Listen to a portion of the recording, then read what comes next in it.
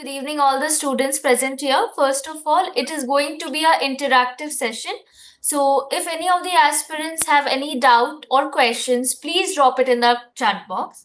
Today, topic is nutrition, and the speaker that we have here is Dr. Nilanchal Chakraborty, sir.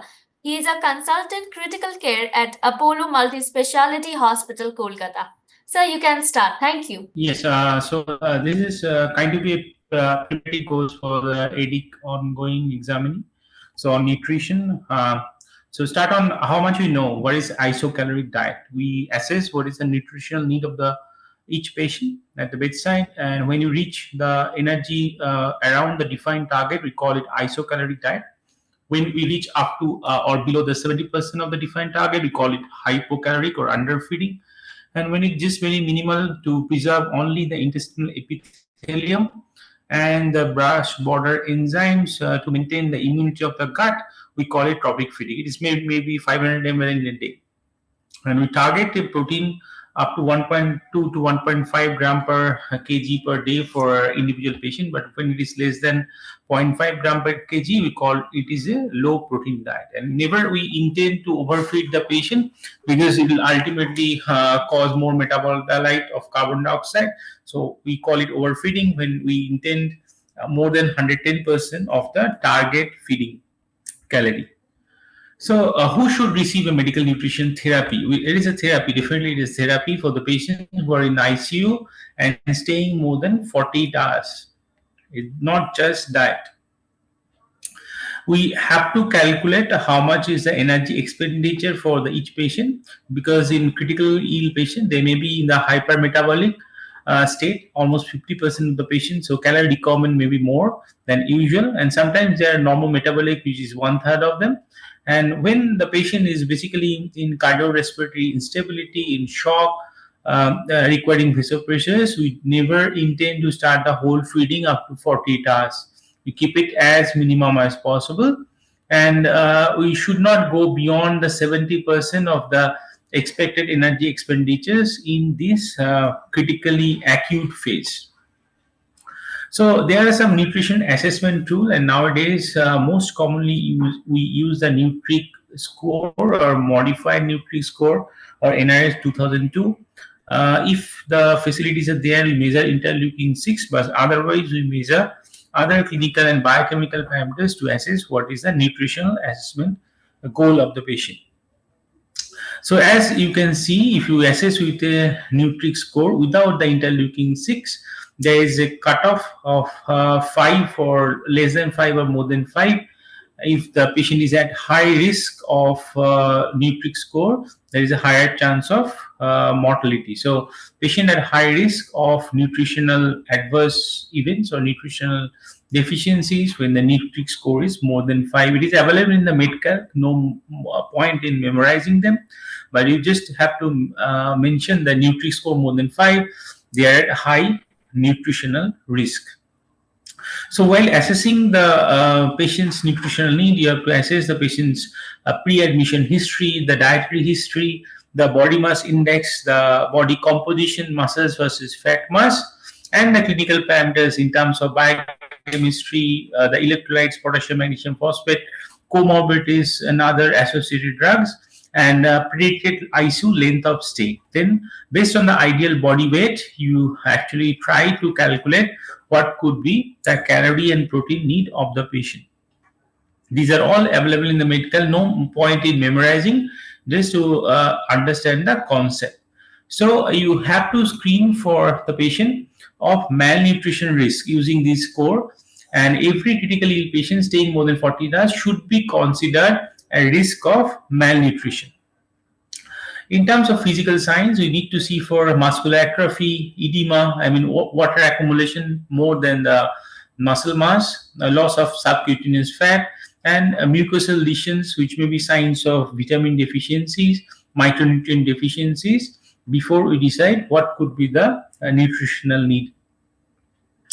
There are different theoretical criteria for assessing the energy targets, but they are rarely used, like the intercalorimetry or amount of carbon dioxide production compared to the oxygen consumption. And we never intend to give more than 70% of the nutritional need or energy expenditure in the first 40 hours. We intend to give only hypocaloric nutrition in the first 1 to 2 days, the early phase, and then after 3 days, we gradually increase it to 80 to 100% of the energy need as per the requirement, and targeting to reach it by around 7 days as the patient tolerates. So when we assess what is the nutritional need of the patient, then we target our therapy, that is nutritional therapy.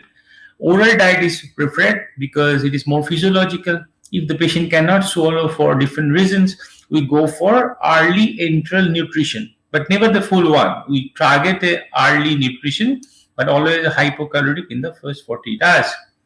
When enteral nutrition is contraindicated or cannot be given, parenteral nutrition usually may be tried, but never within the first 40 hours for critically ill. So some of the trials been done in recent era. One is in the French group of population who compared parental versus enteral nutrition, started within the first 24 hours and assessed what is that 28-day mortality or ICU mortality or 90-day mortality, and they tried to achieve almost the full nutritional need in the first few days and found no difference. So why do you prefer enteral nutrition if there is no difference? We need to find out, because in these studies, similarly another study that is a caloric study I'll discuss later, when you use enteral nutrition, the gastrointestinal complications are much more. So somebody may say that okay, parenteral nutrition in terms of mortality may be same and the gastrointestinal complications are lesser, so why not use parenteral nutrition? Because parenteral nutrition is never physiological and it has its own side effects as per the recent data. Similar studies in English population published in NEGM, the calories trial, also showed that the mortality outcome may not be different, but non-infectious complications, maybe in hypoglycemia and all, is basically more in the enteral group, and the gastrointestinal side effects are more in the enteral group.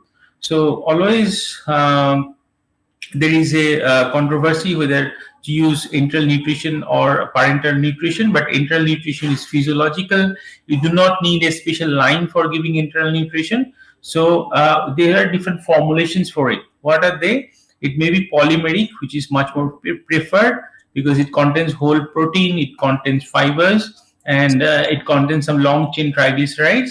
But when the patient cannot tolerate it, we go for semi-elemental diet, which contains peptides and some oligosaccharides.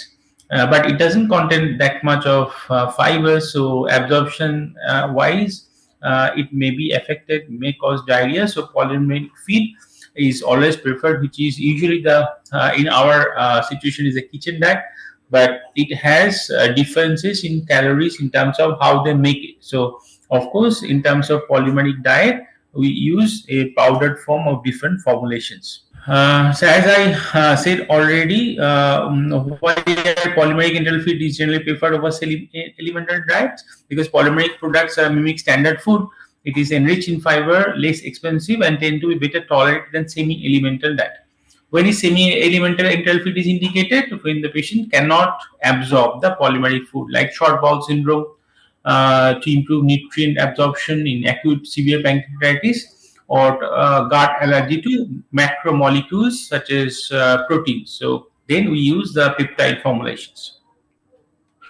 So what are the advantages of enteral nutrition? It doesn't require extra central line, so its complications are prevented. Of course, there are fewer infectious complications, and of course, the feeding is less costly, and it is more physiological and maintains the intestinal integrity. Contraindications, and there are only absolute contraindications when there is bowel ischemia or chances of perforation. So disruption of the GI tract, you cannot feed the patient, or intra-abdominal pressure is high, abdominal compartment syndrome may precipitate, then you avoid enteral feeding. So there are some relative contraindications when the enteral feed cannot be given, expected in next 3 days, and there is life-threatening hypoxia or hypercapnia, gastric aspirate more than 500 mils in 6 hours, or maybe active GI hemorrhage going on, or maybe conditions when the risk of aspiration is too high, or maybe some other things like abdominal trauma, raised intracranial pressure, abdominal pressure, etc. But right now, in today's date, if the patient is having neuromuscular blockers, on hypothermia, on ECMO, even the patient is prone or having traumatic brain injury or severe acute pancreatitis, even the guidelines have changed, and enteral nutrition is no longer a relative contraindication. In terms of measuring the patient's tolerance, I'll say there are different studies across the years which compared if the gastric residual volume is high or they have not aspirated for the gastric residual volume. They found there is no difference if you aspirate or do not aspirate in terms of infections like ventilator associated pneumonia. And whenever they have also compared between two groups versus gastric residual volume of 200 mils versus 500 mils, they found that in terms of mechanical ventilatory days, pneumonia, ventilator free days, there is hardly any difference, even in terms of hospital mortality. So right now the SPN guideline updated one says that you aspirate twice in a day, and if it is more than 500 ml, you rethink or go for a lower dose of enteral feeding, but never stop enteral feeding if the patient is absorbing some part of it, and enteral nutrition is always favored. And if the aspirate is more than 500 ml, then you lower the dose of feeding but never stop.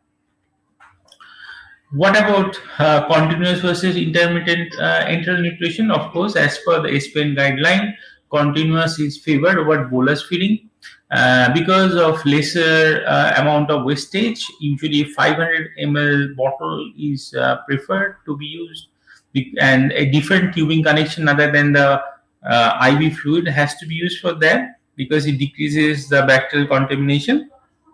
And it has to be a gradual institution of the enteral nutrition, 10 to 25 mils per hour, and gradually increase it stepwise till your feeding target is reached. Never give the full feeding on the first day, or always titrate to the goal. And then, of course, here also we prefer polymeric enteral feeding when you're giving continuous food. Titration of the enteral nutrition has to be done every 48 hours, I'll say, progressively 3-4 days, and to be reached to the maximum in 7 days time. Whether you need to give it via a gastric tube or a post-pyloric tube, the evidences are diverse. The gastric access is easy. Hello? Okay, so nasogastric tube is easy to put in, easy to monitor, and it has been shown in different studies that if you put a nasogastric tube, time to start the feeding is faster. So we always prefer nasogastric compared to a post-pyloric or a nasojejunal feeding. And if the patient doesn't tolerate this, so the gastric aspirate is too high, you can use some doses of prokinetics. Hello?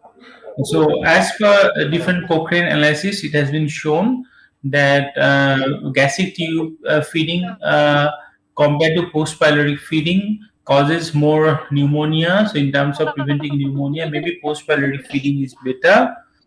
But the nasojejunal tube placement and maintenance is hazardous, so nasogastric feed is much more preferred than nasojejunal feeding. Similarly, when you use nasogastric feeding, time to start feeding is faster. So overall, in practical scenario, nasogastric tube is preferred, negating the fact that it causes little bit of more pneumonia compared to nasojejunal feeding. Other option is a percutaneous endoscopic guided gastrostomy tube. It is usually done in patients who are probably requiring enteral feeding other than oral feeding for more than 4 to 6 weeks, then it is preferred to use a pig tube. There are some contraindications that also, if the patient is having ascites, portal hypertension, and not tolerating gastric feeding, gastric cancer or gastric ulcer, or local abdominal infections, previous history of laparotomy, the anatomy is deranged and the coagulation is deranged, then we do not intend to do the pig tube.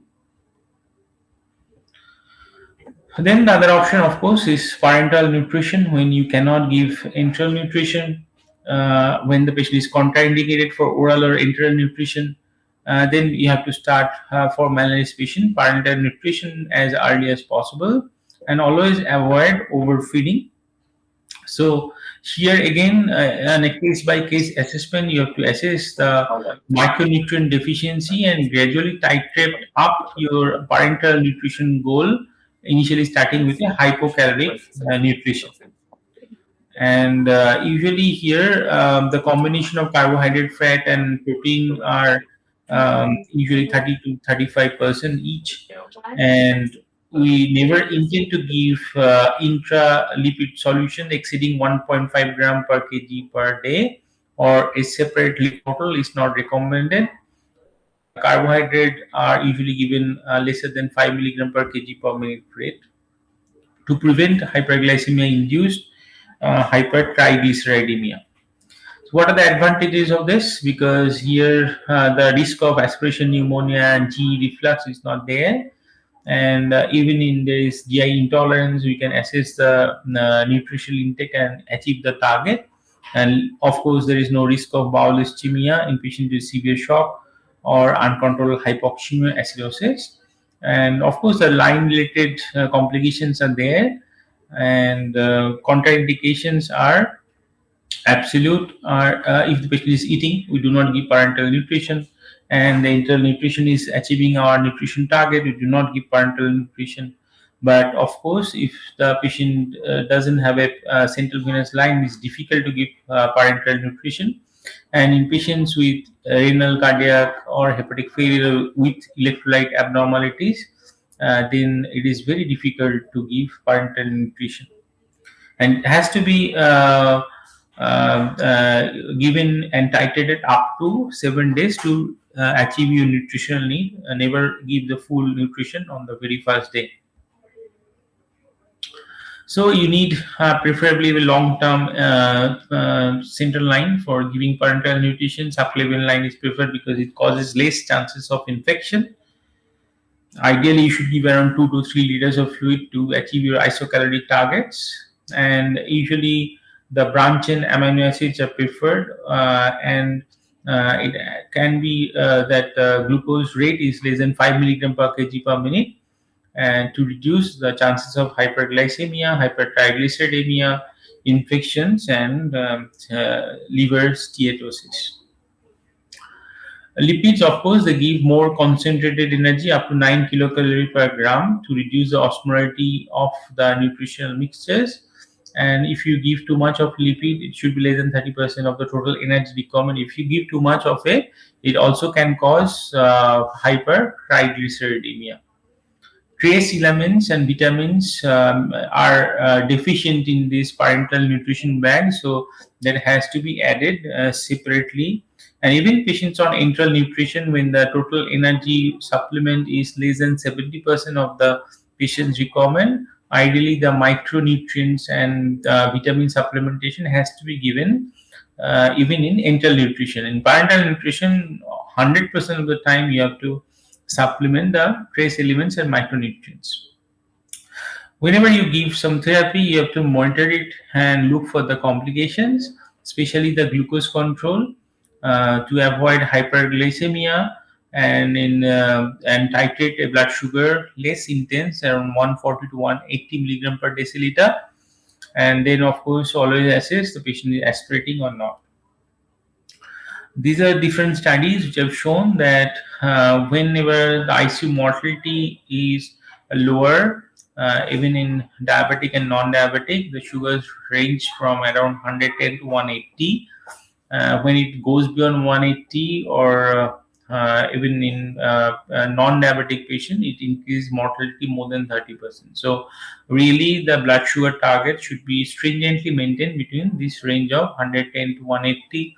Even if 110 is too low, 140 to 180 is as per the SPIN guideline.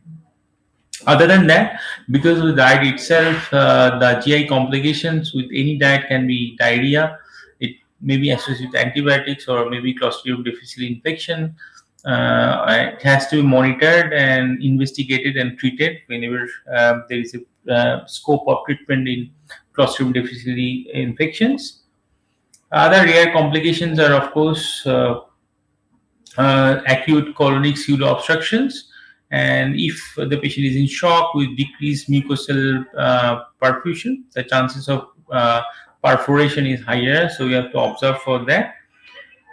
In terms of the abnormalities in the liver, the liver enzymes has to be monitored along with bilirubin, because different parental nutrition specifically can cause steatosis and cholestasis. So jaundice may appear if the patient is in sepsis, hypoxemia, and gut ischemia. Chances of having these complications is much more. Other than that, gangrenous cholecystitis with TPN and hyperlipidemia are very known complications if the composition of the diet is not optimum, carbohydrates are too high or lipids are too high. So then has to be monitored also. Pancreatitis, because of hypertriglyceridemia, is a known complication. So that has to be monitored in terms of amylase, lipase, and rising enzymes. Other than that, the most important complication we need to look after is a refeeding syndrome in patients who are malnourished. This is a different entity and can cause death due to wrong diet, so we need to investigate for this. This happens in patients who are in prolonged underfeeding condition and having some micronutrient deficiencies. The risk factors are, if the patient is not eating well for last 7 to 10 days, having a low BMI, and already on some insulin, chemotherapy, or antacids or diuretics, risk factors and the complications are due to the insulin release due to new diet, which causes the electrolyte mobility inside the cells and fluid shifts, resulting in basically different vitamin deficiencies, lactic acidosis, Wernicke's encephalopathy, and ultimately hypophosphatemia, hypokalemia, leading to cardiac dysfunction and malignant arrhythmias, including ventricular fibrillation. So treat it, you detect micronutrient deficiency, correct it, and do not give full calorie diet until your feeding micronutrient targets has been in the normal range, and then only you titrate up your calorie goals to the optimum level when your micronutrients like potassium, phosphate, magnesium levels are optimized. So as I say, this is a very fatal entity, so need to investigate it properly. It happens due to prolonged period of food restriction and sudden insulin release, intracellular increased demands of phosphate, potassium, and vitamin B1, leading to enhanced glycolysis, increased stimulation of the sodium potassium ATPase pump, which are basically phosphate driven, and ultimately causing this intracellular derangement and arrhythmia to death. If the patient is developing hypertriglyceridemia, I need to check the triglyceride level, and of course reduce the feeding at that time, titrate the glucose component and lipid component in your diet, and of course look for other causes like propofol, which can cause hypertriglyceridemia leading to acute pancreatitis. The other important component is immunonutrition in critical year is always investigated whether something more can be added other than glucose, protein, and lipid, which will enhance survival. But till now, the evidence are lacking in this.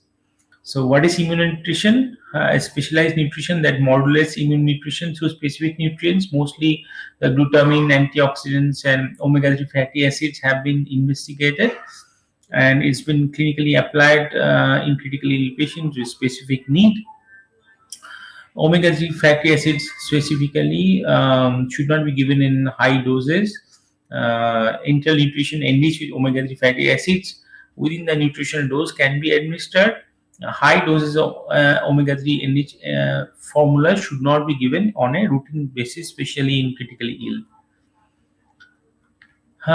In terms of lipid emulsions, these omega-3 fatty acids are usually given in zero point 0.1 to zero point 0.2 gram per kg per day dose. And the fish oil contains essential omega-3 fatty acids that help in modulate the inflammation, and that is the theoretical concept. About the micronutrients and antioxidants, it should not be used in isolation. And glutamine is very much controversial and usually not recommended in patients other than the critically ill.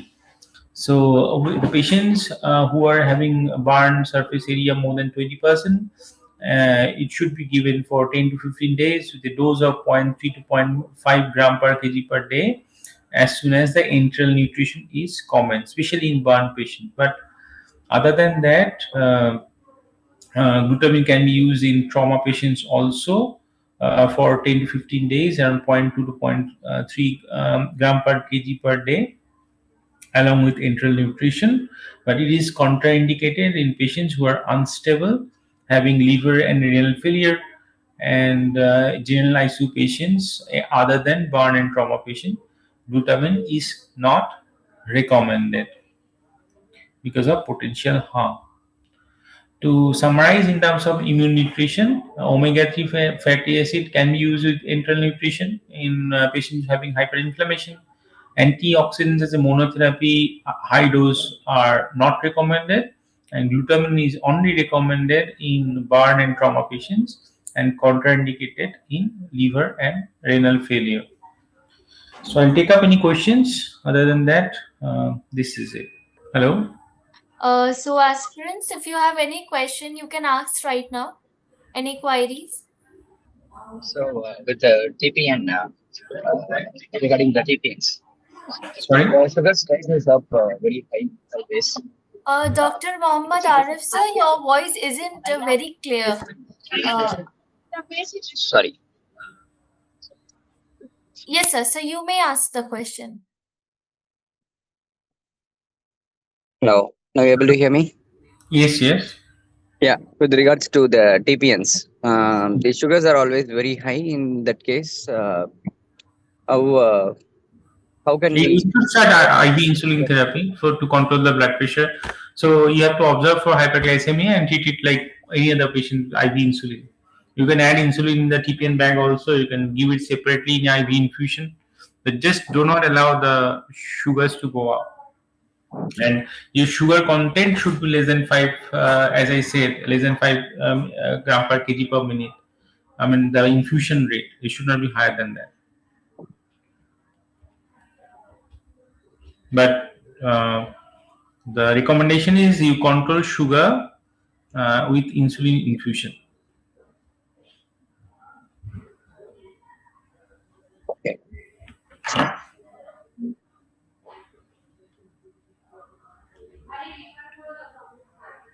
Yeah.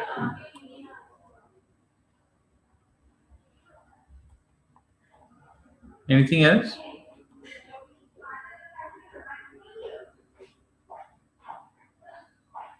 Five mg per kg per minute should be the highest rate of sugar, but it should be controlled in terms of the CBG with IV insulin.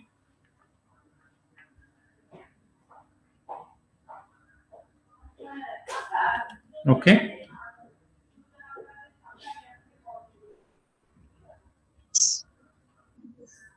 Any other questions? I'll share the PPT. Sir, I believe for now, no aspirants have any question. We will be also scheduling a class 2 where we will be discussing the question answers. Thank you, everyone. Okay, thank you.